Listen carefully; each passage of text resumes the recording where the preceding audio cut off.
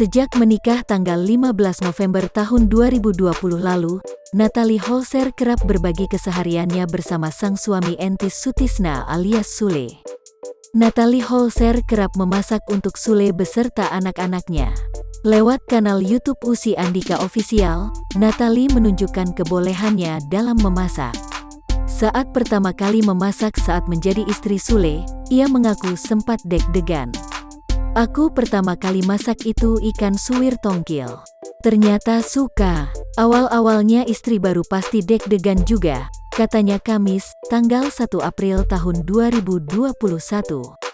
Sembari memasak sambal marah yang ia ulek sendiri, Natalie membeberkan makanan kegemaran Sule, yaitu ikan asin, sambal matah, ditambah sayur asem. Menurut Natalie, setiap perempuan harus bisa memasak. Walaupun dari menu yang sederhana. "Walaupun enak gak enak akan tetap dimakan kok," katanya.